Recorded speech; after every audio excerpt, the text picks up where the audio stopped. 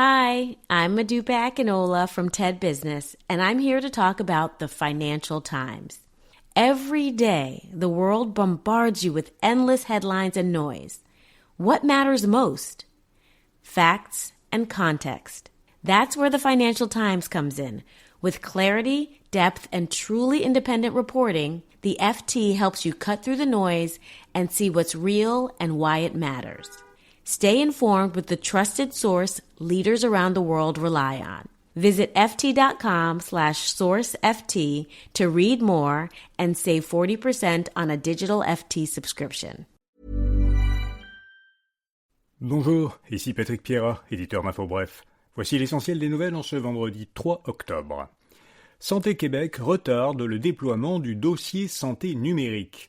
Plusieurs médias ont rapporté que l'agence avait décidé de reporter le lancement d'un projet pilote qui devait débuter fin novembre à Montréal et en Mauricie. Le dossier santé numérique vise à terme à regrouper en ligne les dossiers médicaux de tous les patients. Un autre projet numérique majeur, qui doit, lui, moderniser la gestion de la paie et des achats dans le réseau de la santé, a été suspendu. Les coûts de ces deux projets ont considérablement augmenté. Les partis d'opposition réclament leur gel et un examen complet. Ils disent craindre un nouveau fiasco. Ça clique. Les compressions budgétaires de Québec préoccupent le protecteur du citoyen. Dans son rapport annuel, le protecteur du citoyen Marc-André Daude soutient que toute mesure de compression budgétaire doit être communiquée clairement, dans un souci de transparence. Il estime que des resserrements budgétaires ont toujours un impact sur les services aux citoyens et que la population a le droit d'en connaître les conséquences. Lors de son dernier remaniement ministériel, François Legault avait promis d'imposer un traitement choc à la fonction publique et de supprimer des postes dans chaque ministère. Legault soutient que ces coupes n'auront pas d'impact sur les services. Le gouvernement fédéral lance une nouvelle agence pour réinvestir dans la défense. Mark Carney a annoncé la création de l'Agence de l'investissement pour la défense. Doug Guzman, qui était jusqu'à récemment président délégué de la Banque royale du Canada, a été nommé directeur général de la nouvelle agence fédérale. Cette agence est mise en place pour réorganiser et simplifier les processus d'approvisionnement dans le secteur de la défense. Elle doit aider Ottawa à rebâtir et réarmer l'armée canadienne plus rapidement. Le gouvernement Carney s'est engagé, je vous le rappelle, à porter les dépenses militaires fédérales à 2% du produit intérieur brut, ce qui représenterait environ 63 milliards de dollars en 2025-2026, donc dans l'actuelle année financière du gouvernement, et à 5% du PIB d'ici 2035. Les Canadiens ont pris du poids pendant la pandémie. Selon des données de Statistique Canada, 68% des Canadiens de 18 à 79 ans étaient en situation d'embonpoint ou d'obésité entre 2022 et 2024. Le pourcentage était de 60% entre 2016 et 2019, soit juste avant la pandémie. Aussi, entre 2022 et 2024, l'obésité touchait 33% des adultes, alors qu'elle en touchait 25% entre 2016 et 2019. Les moins de 40 ans sont les plus concernés par cette hausse. La proportion de Canadiens de 18 à 39 ans en situation d'obésité est passée de 22% à 33% chez les hommes et de 17 à 29% chez les femmes. Des données de clients de Desjardins circulent à nouveau sur le web caché. Selon le Journal de Montréal, un groupe criminel nommé Coinbase Cartel menace de publier les renseignements personnels, le nom, la date de naissance, l'adresse, le numéro d'assurance sociale, de plus de 50 000 clients de Desjardins. Ces informations proviennent du vol de données de 2019, pour lequel l'institution avait offert une protection aux clients touchés.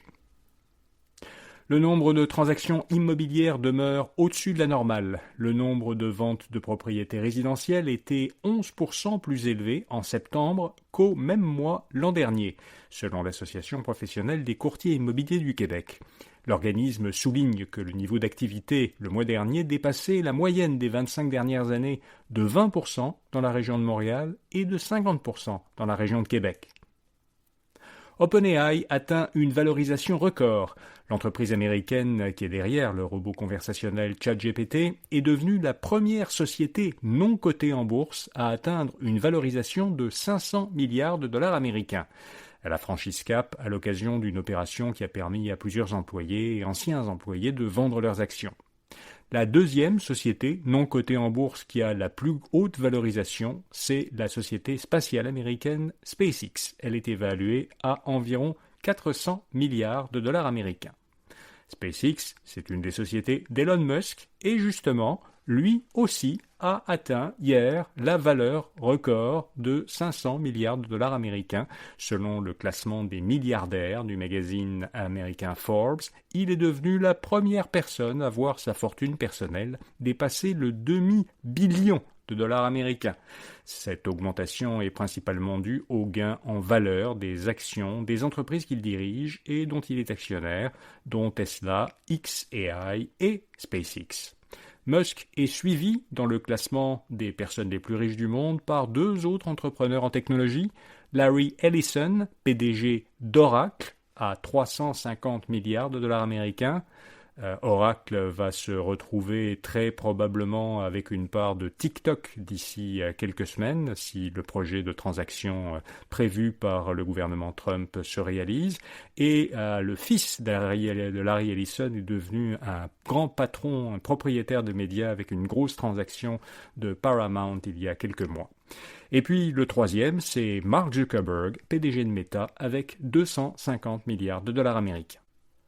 Comment mieux nourrir des milliards d'humains sans détruire la planète ? Eh bien, c'est sur cette question que planche depuis 6 ans la quarantaine d'experts pluridisciplinaires de la commission Eat Lancet.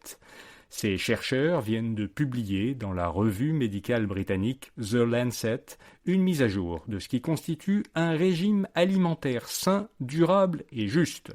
Ils concluent que le meilleur régime doit contenir une part importante de sources végétales, une part modérée d'aliments d'origine animale et le moins possible de sucre ajouté, de graisse saturée et de sel. Les experts soutiennent qu'un tel régime est associé à une meilleure santé, un déclin des principales maladies chroniques liées à l'alimentation et une forte diminution de la mortalité. Voilà, vous savez l'essentiel. Comme chaque vendredi, on publie dans l'infolettre InfoBref Matin une courte sélection des meilleurs rabais de la semaine qui sont disponibles en ligne. Vous la trouverez à infobref.com ou en suivant le lien vers cette rubrique dans la description de cet épisode. Et puis, samedi, nous publions l'édition d'octobre de l'infolettre de finances personnelles et de consommation InfoBref, votre argent. Anthony Ménard fait le bilan boursier du mois de septembre dans cette infolettre. Fabien Major nous parle de ce qu'il considère comme des excès du mouvement FIRE, indépendance financière et retraite précoce. Et puis Olivier Schmucker suggère des façons d'obtenir des primes ou des bonis de votre employeur. Et Félix Côté explique comment faire lorsqu'on achète une maison à deux pour répartir judicieusement les parts entre les deux. Vous pourrez voir notre infolettre InfoBref Votre Argent toute la fin de semaine en page d'accueil du site infobref.com et vous pouvez bien sûr vous y inscrire sur notre site ou en cliquant sur un lien dans la description de cet épisode pour la recevoir gratuitement un samedi par mois dans votre courriel. Bonne fin de semaine et à lundi matin. Every idea starts with a problem. Warby Parker's was simple. Glasses are too expensive. So, they set out to change that. By designing glasses in-house and selling directly to customers, they're able to offer prescription eyewear that's expertly crafted and unexpectedly affordable.